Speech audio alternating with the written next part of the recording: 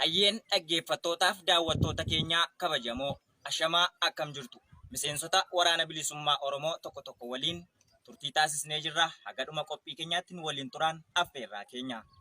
Hayyeen jaala keenya maqaan kee eenyu? Eenyummaa kee waliin nuuf ibsi.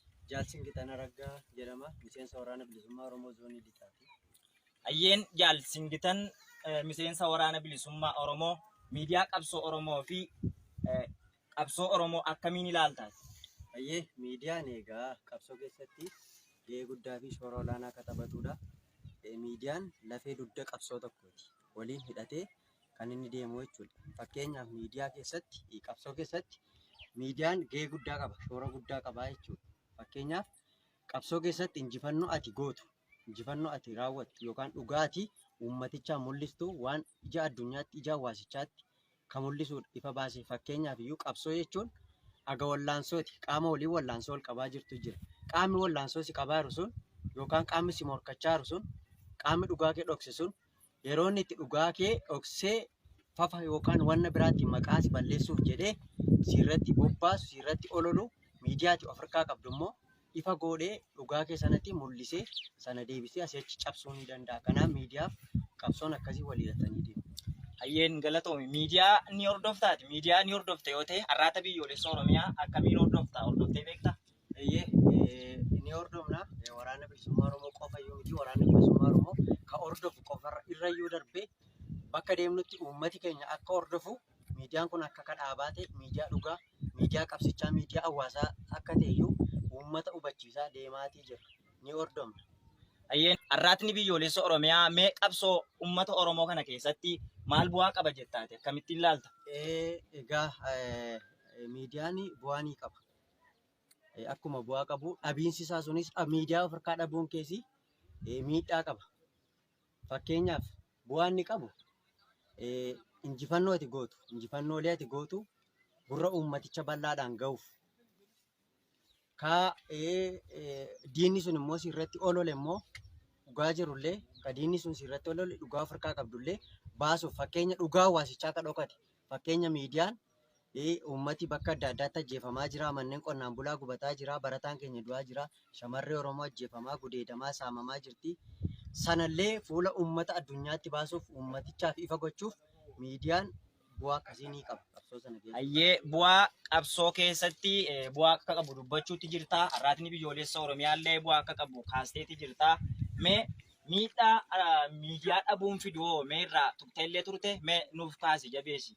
Egaa qabsoon miidiyaan qabne iyyuu qabsoo duudaa fakkaata. Egaa miidiyaan qaroo keetii, gurra keetii, ijaaf dhugaa keetillee qabsoona keessatti miidiyaan dhugaa keeti. Fakkeenya miidhaa isaan sii kaasee darbu.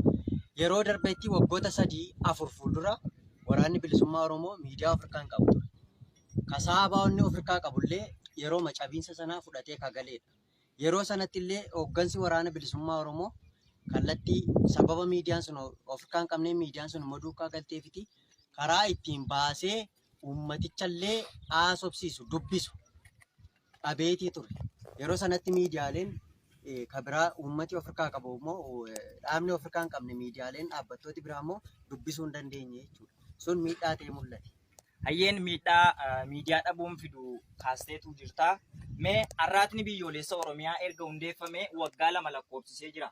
Turtii waggaa 2 keessatti hojjechaa ture irratti hundaa'uudhaan gara fuula duraatti maaltu irraa eegama jettaadha har'aata biyyoolessa Oromiyaa kanarraa? Egaa har'aata biyyoolessa Oromiyaa miidiyaa ijaaf gurra hawaasichaati.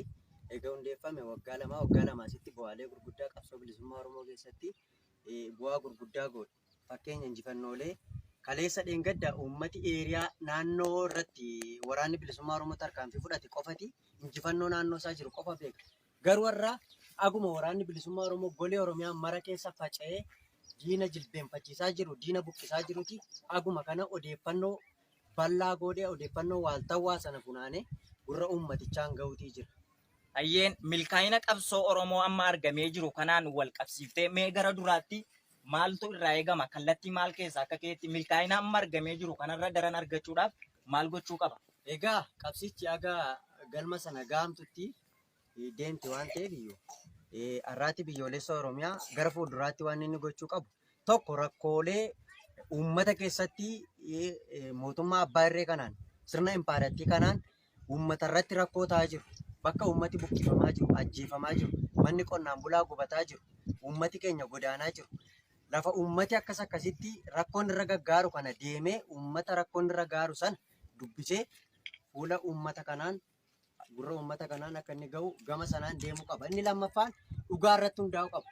Kaayyoo fakeekii waraana bilisummaa Oromoo daandiin waraana bilisummaa Oromoo haqa dhugaadhaan kan ijaaramtedha waan ta'eef dhugaa yeroo hundayyuu dhugaa jirtu osoo ittiin dabaliin dhugaa jirtu fuudhee gurra uummatichaaf ija uummatichaan akka inni ga'u akkas godhaan. Hayyee xumura irratti uummatni sagalee qabsoo bilisummaa Oromoof uummatni Oromoo arraata biyyoolessa Oromiyaa akka hordofuuf deeggaruuf uummanni biyya alaaf keessa jiru maaltu irraa eegamaa jettati? Egaa uummati Oromoo waraanni bilisummaa Oromoo akkuma qaroo isaa fi agartuu isaa ta'e waamara isaa ta'e albuuda isaa qabeenya isaa ta'e waraana isaa ta'e wabii isaa ta'e miidiyaa kanas wabii godhatee bakka jiru kamiyyuu uummati tumsuu danda'uutii qaba. Tumsuu jechuun maallaqa qofaan tumsuu miti. Yaadaan tumsuun jira. Aarsaa irratti kaffalanii tumsuun jira. Sana uummati biyya keessaa biyya alaa harka wal qabatee miidiyaalee kan gaazexeessota kan qaama dhimmi isaa ilaallatu quunnamee miidiyaa kana tumsuu danda'uutii qaba. Miidiyaan kan isaati jabeeffachuu qaba. Hayyeen jaala keenyaa yaada nuuf qooddeef guddaa galatoomi. Guddaa si galateeffanna. Baga hundeeffamaa waggaa lammaffaa arraata biyyoolessa Oromiyaan isin ga'e dhaggeeffattootaaf daawwattoota keenya ammallee miseensa waraana bilisummaa Oromoo tokko waliin turtii taasisnee jirra. Agadhuma qophii keenyaatti nu waliin turaan affeerraa keenya. Hayyeen jaala keenya maqaa kee fi eenyummaa kee nuuf ibsi. Hayyee Jaallachaas jedhama miseensa waraana bilisummaa Oromoo.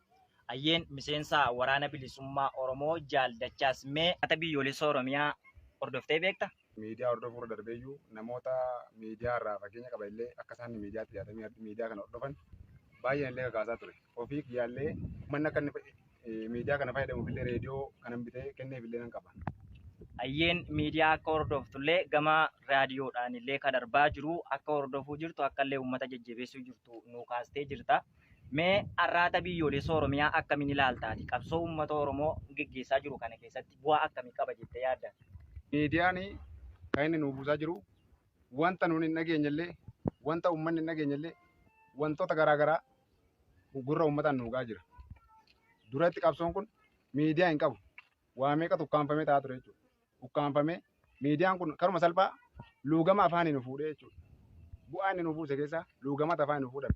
Taatee nuti hin goone illee waraanni bilisummaa Oromoo kan inni hin goone yeroo itti gooteetta jedhanii olola meeqa nurratti hidhaa turan. Namni miidiyaa of harkaa qabu nu cabsaa ture jechuudha kana dura. Yeroo itti miidiyaa hin qabne kana dura nu cabsaa ture jechuudha. Wanta waraanni bilisummaa Oromoo hin goone waan uummata Oromoo hin goone godheera jedhanii miidiyaatti baanii yeroo isaan itti gurra addunyaa hin gahaa turan jechuudha. Amma garuu miidiyaa sanaa yoo isaan ibsan miidiyaa of harkaa qabna waan ta'eef miidiyaa sanaa sobsiifna jechuudha. Amma miidiyaa dhabuun kan inni nu miidhaa ture manni gubataa ture dubartiin karaa akka itti deemtu dhabaa turte uummanni karaatti saamamaa ture namni ajjeefamee dhoofamaa ture wanni kun sababa miidiyaa dhabuu keenyaatiiniti awwaalamee ta'aa ture. Miidiyaatti ba'anii ofii godhanii ka'anii hin goone jedhanii garuu miidiyaatu qabaanneeti sa'aatii sanatti nama du'e sanas mana gubate sanas nama gudeedame sanas gabaasuu nurra ture. Miidiyaan dhabiinsaa kana nu awwaalaa ture jechuudha. Xumura irratti uummatni sagalee qabsoo bilisummaa Oromoof uummatni Oromoo arraata biyyoolessa Oromiyaa hordofuu irratti yookaan arraata biyyoolessa Oromiyaa akka hordofuuf tumsu uummatni biyya alaaf keessa jiraatu maal gochuu qaba? Miidiyaa kana gaa namni Oromummaa isaatiif yookiin immoo namni saba kanaaf nan dhaabbadha jedhu kamiyyuu miidiyaa kana akka miidiyaa addunyaa taasifnuuf namni kamiyyuu waan isatti fakkaatu namni sammuun isaa an Oromoo ta'e dhaladhee Oromoo ta'ee du'a namni jedhee yaadu kamiyyuu miidiyaan kun miidiyaa kan kooti. Miidiyaa anaan bakka bu'uudha. Miidiyaa miidhama kiyya bakkee naa baasuudha jedhee uummanni hundiyyuu alaaf keessatu hin taane miidiyaa kana tumsuudha qabaan jedha. Hayyeen Jaallachaas yaada kennuuf qoddeef guddaa galatoomi siin jenna. Hayyeen dhaggeeffattoota keenya hundeeffamaa waggaa lammaffaa arraata biyyoolessa Oromiyaan baga isin ga'e bariitti aanu bara xumura gabrummaa fi dacheen Oromiyaaf qilleensi isheetti bilisoomte nuuf haa ta'uun hawwii keenya fayyaataa galatooma.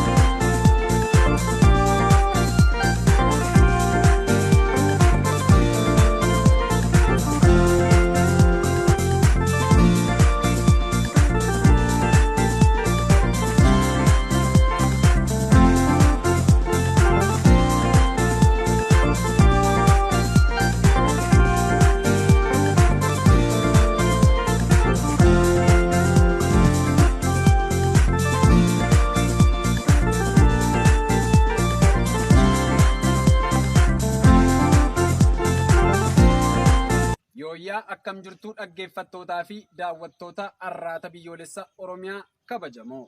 Ashamaa akkam jirtu siniin jecha haala qabsoo Oromootii fi miidiyaa qabsoo bilisummaa Oromoo ilaalchisuun miseensota waraana bilisummaa Oromoo tokko tokko qabannee isiniif dhiyaannee jirra. Hanga xumura qophii keenyaatti nu waliin turan affeerraa keenya. Hayyee jaala keenyaa maqaa kee fi eenyummaa kee guutuu nuuf ibsi. Maqaan kiyyaa Jorgoo Dagaagoon jedhama. Miseensa waraana bilisummaa Oromoo. Hayyeen miseensa waraana bilisummaa Oromoo zoonii lixaa jaal Jorgoo Dagaagoo qabsoo Oromootiif miidiyaa akkamiin ilaalta? Hayyee galatoomii. Miidiyaan qabsoo Oromoodhaa fi ija gurraadha. Akkasumas qaama qabsoo Oromoo keessaa miidiyaan tokkodha. Hayyee mee ati miidiyaa ni hordoftaa? Yoo miidiyaa ni hordofta ta'e arraata biyyoolessa Oromiyaa hordoftee beektaa? Eeyyee. Arraata biyyoolessa Oromiyaa yeroo hordoftu mee maal argitee maal irraa hubatte? Hayyee galatoomii. Arraata biyyoolessaa na hordofaa tarkaanfii waraanni bilisummaa Oromoo guyyaa guyyaatti godhu akkasuma kan goleelee Oromiyaa adda addaa sirnaan nan caqasaa haala qabsoon Oromoo irra geesse fi haalota walola dharaa mootummaan garboonfataa gadhiisu yeroon itti fashaleessu yeroon itti cabsinaa argaa sanatti guddoon itti goona itti gammada galatoomaa ulfaadhaan illee jechuu barbaade kana keessaa. Hayyee arraata biyyoolessa Oromiyaatiif miidiyaalee bira gaafa wal bira qabduu arraata biyyoolessa Oromiyaa akkamiin ilaaltaa? Qabsoo bilisummaa Oromoo keessatti arraatni biyyoolessa Oromiyaa bu'aa maalii qaba jetta? Bu'aa inni qabu guddoo. Fakkeenyaaf qabsoo hidhannoo keessatti tarkaanfilee waraanni bilisummaa Oromoo goleelee adda addaa keessatti fudhatu diinni cabee kee akka waan cabseefaatti yeroo inni itti dubbatu jira jechuudha. Kun otoo miidiyaan kun jiraatee saaxila baasuu baate akkuma sanatti ukkaamamee hafa. Kanaafiyyuu firoonni qabsoo fi jaallattoonni qabsoo kanaa amma yeroo sanatti hara mootummaan afarsu sana dhugaatti fakkaatee haamileen isaanii bu'uu danda'a. Kanallee nu baraareera waan ta'eef gahuma kanaa illee ulfaadhaa galatooma. Hayyee mee egaa bu'aa miidiyaan qabu waa hedduu irraa tuqxee jirta. Mee miidhaa miidiyaa dhabuudhaan dhufu irraa nuu tuqi. Miidhaan miidiyaa dhabuudhaan dhufu yeroo itti dhugaan qabsoo kanaa fi qabsaa'otaa daboolamu jira. Sunillee dhugaan kunillee gurra hawaasa addunyaa otoo hin bu'in yookiin ija hawaasa addunyaatti ilaalamin yeroo itti murtiin dogoggoraa fudhatamu jira. Kanallee waan nu baraaruu fi miidiyaan qaamuma qabsooti kanaaf. Hayyee egaa arraatni biyyoolessa Oromiyaa erga hundeeffamee waggaa 2 guutee jira.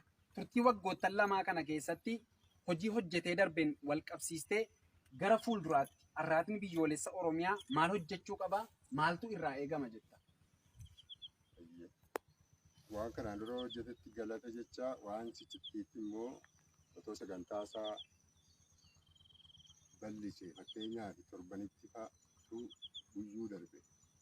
Sa'aatii isaallee akkasuma utuu dabalate akkasuma haaloti tokko hin jiru qulqullinni sagalee kunillee utuu fooyya'e. Hayyee xumura irratti uummata Oromoo bal'aadhaan sagalee qabsoo bilisummaa Oromoo fi uummata Oromoo arraata biyyoolessa Oromiyaa akka hordofanii fi akka tumsaniif dhaamsa ati uummata Oromoo ka biyya keessaa ka biyya alaatiif illee wanti ati dhaamtu jira? Uummata Oromoo fi ijaaf gurra isaa waan ta'eef ijaaf gurri immoo akka gaariitti yoo hin qabamne abbuma sanan miidhama waan ta'eef kan isaa ta'uu baree joominaan jabinaan nuffii tokko malee waan danda'u maraan bira dhaabbachuu odeessa kennuudhaa kaasee aga dinagdeedhaan utubuu abbaatu of maraa jedhamti reebofti. Kanaafiyyuu yoo kanaan jabaanne hin bilisoomna yoo bilisoomne immoo waan gabrummaa dhabne argachuu waan malluufi kunillee qaama qabsoo keessaa tokko waan ta'eef yoo kunuunfatee irra garaa bilisummaatti nu dhiyeessa. Hayyeen jaal Jorgoo Dagaagoo miseensa waraana bilisummaa Oromoo zoonii lixaa yaada kee waan nuuf qooddeef maqaa daawwattootaa fi dhaggeeffattoota keenyaan guddoo galatoomi jenna. Baga hundeeffama waggaa lammaffaa miidiyaa arraata biyyoolessa Oromiyaa ONM aboo baga nagaan geessan isiniin jecha barri itti aanu kan xumura gabrummaa haa ta'u jenna. Bara namnii fi qilleensi Oromiyaa itti bilisoome nuuf haa ta'u hawwiin keenya. Hayyan dhaggeeffattootaa fi daawwattoota keenya kabajamoo ammas turtii miseensota waraana bilisummaa Oromoo waliin goonuu akkuma itti fufnetti jirra. Nu waliin turan affeerraa keenya. Hayyee jaala kiyyaa maqaa kee fi eenyuun akka taate daawwattootaa fi dhaggeeffattoota keenyaaf nuuf himi.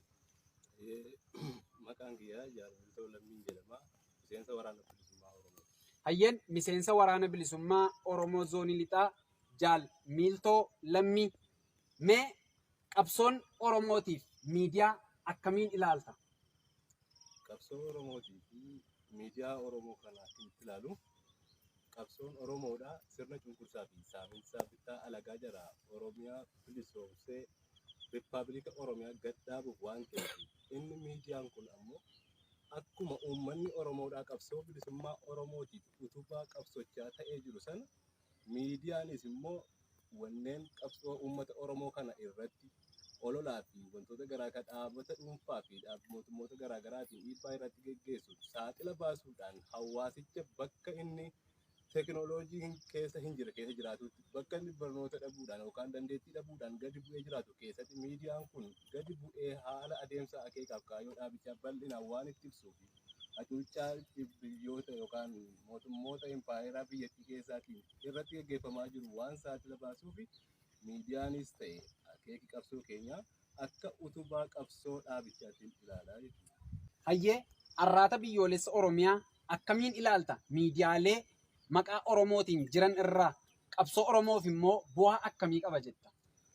Arraata biyyoolessa Oromoo kana akka itti ilaalu miidiyaalee biyya keessaas ta'e biyya alaa jiran irraa akka addaatti ilaala. Wanti akka addaatti ilaaluu fi miidiyaan arraata biyyoolessa Oromoo jedhamu kun kan dantaa dhuunfaa yookaan beekamtii dhuunfaa yookaan nama tokko irratti hundaa'e osoo hin taane saboota cunqurfamoo biyyattii keessa jiran ifa baasee akka hawaasni yookaan sabni cunqurfamaa sun ofii isaatiin of beekee falmatuu fi dhiibbaa isa irratti geggeeffamaa jiru gadi fageenyaan akka inni hubatu waan miidiyaa irratti baasee saaxiluu fi akka addaatti ilaalaa jechuudha miidiyaa kanarraa. Hayyee mee asuma irratti gaaffii tokkoon siif dabalaa. Miidhaa miidiyaa dhabuudhaan dhufu maal jetta? Miidhaan miidiyaa dhabuudhaan hawaasa keenya irras ta'e dhaaba keenya irra gahaa ture. Dhaabni keenya dhaaba tarkaanfataadha ofiin jedhee yeroo socho'aa ture kana keessatti hordoftoonni isaa yookaan hawaasni inni isaaf siniifan qabsaa jedheef sun wanta inni deemaaf jiru beekuu dhabuun sababa miidiyaa dhabuurraan kan ka'edha. Miidiyaaleen garaagaraa biyya keessaas ta'e biyya alaa irratti sababa nam-tokkeeti beekamtii argachuudhaa fi laayikii, sheerii, sabiskiraayib gochuudhaan beekamtii waliif qoqqoodaa oolu kun miidiyaa qabaachuu isaaniirraan kan dhufedha. Garuu hawaasni Oromoo kan qabsoon bilisummaa Oromoodhaa miidiyaa dhabuu isaarraan miidhaa guddaan isarra geessisaa ture akeekaaf kaayyoo dhaaba sanaallee murna hin baranne keessatti gadi fageenyaan akka hubannoo hin horanne godheetu dhiibbaa guddaan irratti geggeessaa ture. Hayyee arraatni biyyoolessa Oromiyaa erga dhaabbate waggaa 2 guutee jira. Turtii waggoottan 2 kana keessatti hojiilee hojjete wal qabsiistee gara fuulduraatti arraata biyyoolessa Oromiyaa irraa maaltu eegama jedhu?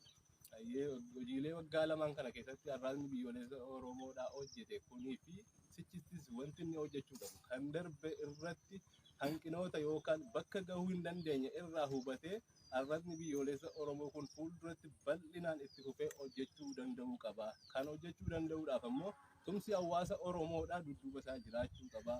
Maaliif tokkoffaan sa'aatii miidiyaa sanaaf kenname inni lammaffaan saatalaayitii manni irraa fayyadamullee miidiyaan karaa sagaleetiinis haa ta'u TVdhaanis haa ta'u daqiiqaan isaa yookaan sa'aatiin isaa itti dabalamee fi qilleensota yookaan jeequmsa miidiyaa sana jeeqaniif illee hawaasni Oromoodhaa bira dhaabbatee tumsa godhee fi miidiyaa sana dagaagsuu qaba. Akeekaa fi kaayyoo dhaabichaa galmaan gahuudhaa fi bakka tokkotti taa'eetu iddoo hundarratti rakkoolee hawaasa Oromoo irra gahaa jiranis ta'e akeeka isaa galmaan gahachuu fi caasaa isaa diriirfachuudhaaf illee miidiyaan barbaachisaa waan ta'eef kanarratti hojjechuu qabaa jira. Hayyee xumura irratti uummatni Oromoo sagalee qabsoo bilisummaa Oromootiif uummata Oromoo kan ta'e arraata biyyoolessa Oromiyaa hordofuufis ta'e tumsuuf ka biyya keessaa jiraatullee ka biyya alaallee dhaamsa ati dhaamtuuf maal?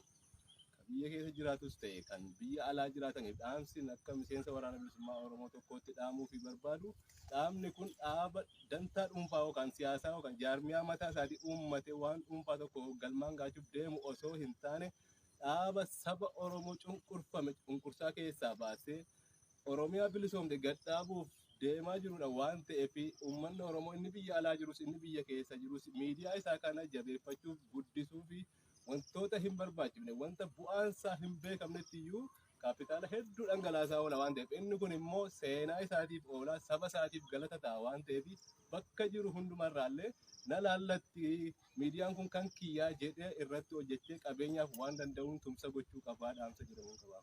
Hayyee Jaal Miiltoo Lammii miseensa waraana bilisummaa Oromoo zoonii lixaa yaada kee waan nuuf qooddeef maqaa daawwattootaa fi dhaggeeffattoota keenyaan guddaa galatoomi jenna. Baga hundeeffama waggaa lammaffaa miidiyaa arraata biyyoolessa Oromiyaa ONM abootiin isin ga'e isiniin jenna. Barri itti aanu kaa bara xumura gabrummaa nuuf haa ta'u isiniin jenna. Isinillee galatoomaa hirmaannaan keessan haaluma kanaan itti hafuuf isiniin jedha.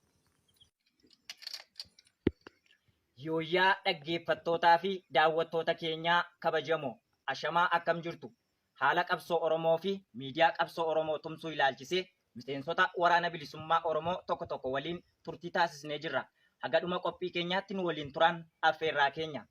Hayyee jaala keenya maqaa keef eenyu akka taate nuuf ibsi. Hayyee ani Jaarsoonsaan jedhama miseensa waraana bilisummaa Oromooti. Bu'aan miidiyaan qabu maali? Arraatni biyyoolessa Oromiyaa maali jettee yaadda? Hayyee arraata biyyoolessaa jechuun kan saba Oromoo cunqurfama waggaa dheeraa keessa ka ture ammallee garbummaa garaagaraa keessa ka jiru garbummaan darbee immoo garbummaan yeroo ammaallee ka durirraa adda ta'ee kan uummata Oromoo irratti geggeeffamaa jiru baadiyyaa hanga magaalaatti illee deemee kan gabaasaa jirudha jechuudha. Hayyeen miidhaa miidiyaa dhabuun fidiyoo maal jettee yaaddaati? Tokko uummati Oromoo ba'ee rakkina keessa jirullee ibsachuu hin danda'u waan ittiin ibsatullee hin qabu miidiyoonni garaagaraallee jiraachuu malu miidiyaan jiru sun immoo ka haqa irratti hundaa'e yookiin immoo waan dhugaa tokko ka gabaasaa ture osoo hin taane bu'aa irratti yookiin immoo faayidaa garaagaraatiin hundaa'e kan jirudha jechuudha. Uummati Oromoo kanarratti miidhaa guddaa keessa jira jechuudha. Hayyee jaalsoonsee yaada nuu laatee fi guddaa galatoomii bagaa hundeeffamaa arraataa biyyoolessa Oromiyaa waggaa lammaffaan isin ga'ee barri itti aanu bara itti xumura gabrummaa nuuf haa ta'u bara namnii fi qilleensi Oromiyaa itti bilisoomu nuuf haa ta'uun hawwii keenya. Hayyeen dhaggeeffattootaa fi daawwattoota keenya arraata biyyoolessa Oromiyaa ammallee miseensa waraana bilisummaa Oromoo tokko waliin turtii ni taasisna. Haga dhuma qophii keenyaatti nu waliin turan affeerraa keenya. Hayyeen jaala keenya maqaa keef eenyuun akka taate nuuf ibsi. Hayyee carraanaa kennitaniif galatoomaa maqaan koo Jaaldiinaa Ollaan jedhanii miseensa waraana bilisummaa Oromoo zoonii lixaa. Hayyee miseensa waraana bilisummaa Oromoo zoonii lixaa Jaaldiinaraas mee akka keetti miidiyaan maali akkamiin ilaaltaati? Miidiyaa jechuun miidiyaa dhugaan qabdu dhugaan kee ukkaanfamee waan jiru tokko dhugaan kee akka inni uummata Oromoo ta'ee uummata addunyaa kanarra jiru alaaf keessa illee jiru dhugaa kee ifatti baasee akka inni dhugaan kee warri miidiyaa qaban dhugaa kee ukkaamsanii si hacuucanii sagalee kee ukkaamsanii haala intineedhaan miidiyaan kan kee yoo qabaatte yookiin miidiyaa mataa keetii yoo qabaatte miidiyaa sanaan dhugaa kan kee baaftee uummata addunyaatti ifa godhattee mul'ifattaa jechuudha. Hayyeen miidiyaa ni hordofta yoo ta'e arraata biyyoolessa Oromiyaa akkamiin ilaalta hordoftee beektaati? Hayyeen miidiyaa nan hordofa arraata biyyoolessaa jechuun kan kiyyaa kan uummata Oromooti nan hordofa sirnaanuu kanan hordofu arraata biyyoolessaati.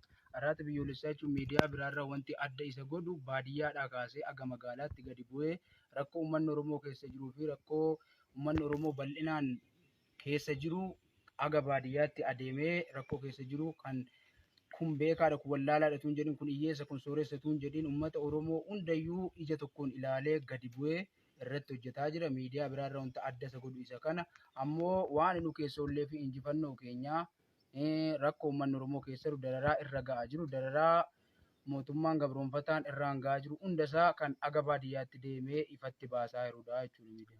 Hayyeen miidhaa miidiyaa dhabuun fidoo maal jettee yaadda?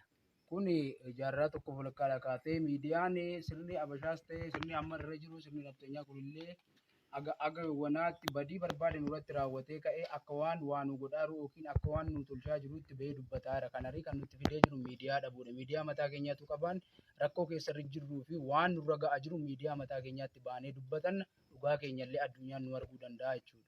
Arraatni biyyoolessa Oromiyaa erga dhaabbate waggaa 2 lakkoofsisee jira. Turtii waggaa 2 kana keessa irratti hundaa'uudhaan mee arraatni biyyoolessa Oromiyaa gara fuula duraatti maaltu irraa eegama jetta? Amma irra jiru caalaatti cichoominaan hojjetee rakkoo uummanni keessa jiruu fi hojii waraanni bilisummaa Oromoo hojjetaa jiru dhugaa waraana bilisummaa Oromoo ifatti baasee kana caalaatti halkan guyyaa irratti hojjetee ifatti akka baasu hin jedhu. Milkaa'ina qabsoo Oromoo amma argamaa jiru wal qabsiistee kallattiin gara fuula duraatti maal ta'a jettan? Kanallee kan amma irra jiru caalaatti irratti hojjennee impaayera afaan qawween ijaarame afaan qawween ni diignee aga baanetti kan nurraa eegamu dhukaasuudha. Dhukaafnee mootummaa gabroonfataa kana ofirraa buqqisuuf ammallee wanti duubatti nu deebisuu hin jiru.